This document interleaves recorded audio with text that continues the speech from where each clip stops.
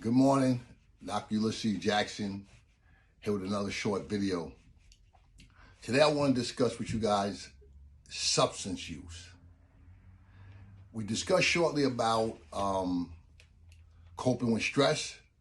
Now we're going to discuss a little bit about substance use. Before I get into that, I want to thank all of the followers that started following me so early. I've been doing this for just a short while. I really didn't want to do this because I didn't feel it was my place to do it. I just felt that people that do this type of stuff have something to say.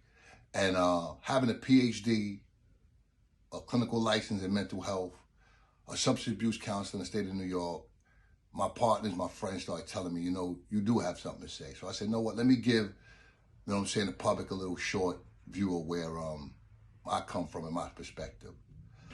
First of all, I'd like to thank all the comments that I've been getting, either in the comments or for those that know me that have been texting me, telling me, keep doing what you're doing, One question is because I don't see people personally up front. Well, they talk about like my hair and all that stuff, but I have dreads for the last, over 25 years. And I have a stylist that does them. I just want to let y'all see. I never wear my hair out, but this is what, so what they say. I always keep it in a ponytail, for over 20 years. So this is the real me. This is, what I'm saying? This is what I do. I've been doing this dreads thing for a long time. And I like to stay in my lane and stay on topic of things that I kind of studied and an expert in. Like this weekend, in New York, it's supposed to be like negative 20 degrees. And I have a plumber, right? His name is Lavelle. And when he set my stuff up, right, I went to sleep the other night, or rather last night, knowing that I'm not going to have no issues at all with that plumbing because he's an expert at what he does. I let experts do what experts do. When it comes to mental health, substance use, I'm certified in that. So I try to make sure that I use my expertise with that. And I try not to just go and give frivolous advice. I also come from a place where I don't want to be the smartest person in the room. Because when you're the smartest person in the room, you leave no room to learn nothing. You basically said you have it all. And I want to remain teachable. For those that know me, I'm from Deer Park, Long Island.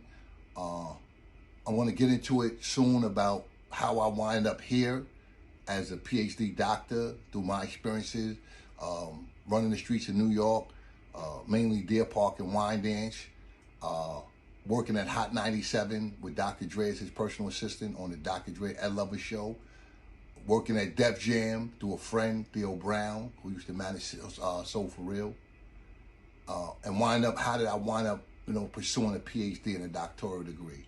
All that was tied into life experiences and things that I went through. So again, we're talking about scope of practices, and when you Google me, right, or you say you're doing a Google search, right, that Google search is a Google search. It's not qualitative. It's not quantitative. It's not research methodologies. It's a Google search. So some people say, I'm going to go do some research. And I say, okay, but the research that I'm certified in was more in depth with variances. If I was using a quantitative method, I don't want to lose y'all, but qualitative method was more person-centered and quantitative research is more dealing with numbers. So I went that route. So let me get to the topic at hand, substance use. Substance use comes in many forms. It could be opiates, it could be heroin, it could be crack cocaine, it could be porn addiction. When you look at these addictions, it becomes, how did we get to abusing these substances? And then there are criteria for the substance. Whether you're binge eating with food, dealing with anorexia, bulimia, all of these are substances in the DSM-5, which is the Bible of mental health disorders. So when somebody says they know something about mental health, If they don't know this book, I mean, I kind of, question their authority in that situation.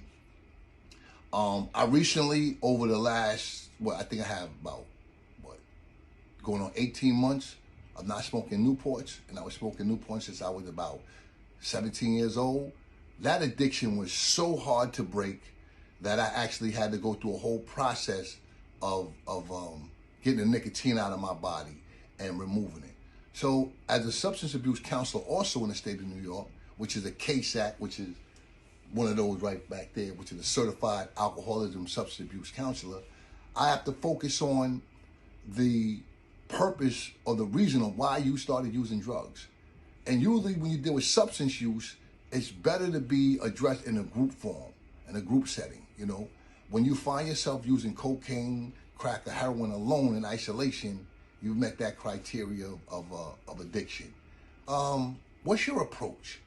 Usually when it comes to maladaptive behavior, we go into what they call cognitive behavior therapy, or CBT. CBT is your thoughts are going to help dictate your behavior. So if I'm acting strange or I'm thinking strange, that's tied together. See, I got to think, I want a hot cup of coffee. I want to go to Starbucks. It starts with a thought. The behavior is me getting up, getting in my car, and going to Starbucks. I don't just wake up, fall out the bed and say, grande white mocha, sitting there. No, I have to think that, have the money, and go get it. So it's the thought and the behavior. So when you hear people say CBT, cognitive behavior therapy, that's what it means. Your thought is connected to your behavior. Also, with the research that I've done, it took me 7 years to write my clinical research degree and dissertation. And within the community I live, nobody really knew, because nobody's, what are you doing? What are you up to? Everybody's thinking that everybody's, living their life. I was in-depth studying on a regular basis on behavioral issues. And so when we talk about substance use, you have to define what is the substance. And the Diagnostic Statistical Magazine, it lets you know exactly all of the substances that you could be addicted to. It's the clinician's job to find out how long have you been on these substances? What's the threshold? Is it misuse? Is it abuse? Or is it addiction? Because all of these are different levels of this substance use. So this is Dr. Jackson.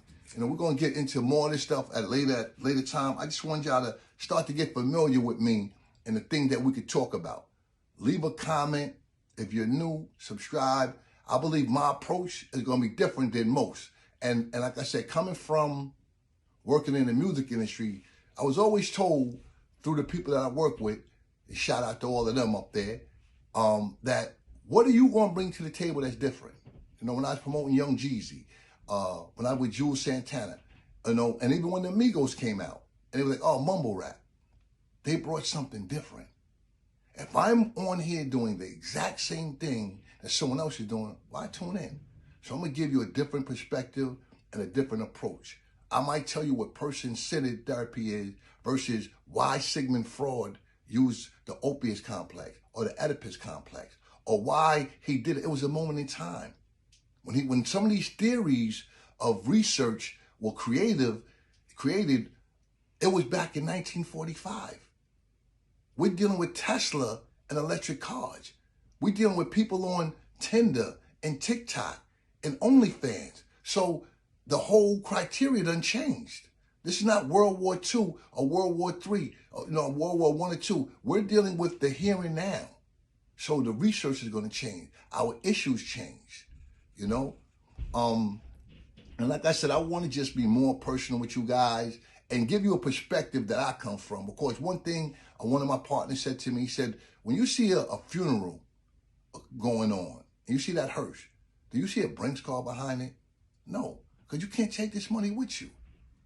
So if I'm an inspiration to somebody, because of all people, I was the one least likely to succeed. Now I'm invited to the policeman's ball. You know what I'm saying? Where I don't have to say I don't like them. No, because I'm not doing nothing wrong. When it comes to relationships, we'll get into that. I can't tell you how to fix your relationship if mine ain't right. You know, I can't tell you how to do better parenting if I'm not trying to better parenting. So some topics y'all want to discuss, inbox me. My day-to-day job is I have a caseload of some very phenomenal people that have reached out to me to be their counselor. And I honor and I respect each one of them. And these podcasts, it's no way, in 2 days, over 1,000 views. It's no way I could have 1,000 clients. So the small caseload that I do have, where I'm living comfortably with, I give them a piece of me, you know. And it's always about them, never about me, and I hear them out, you know. So that clinical job, that research job, 2 different type of scenarios. Well, this is Dr. Ulysses Jackson coming at y'all. I appreciate the views, the loves, the comment, you know. It becomes overwhelming, you know, because like I said, I never thought I would be in this position doing this for y'all. All right, till next time.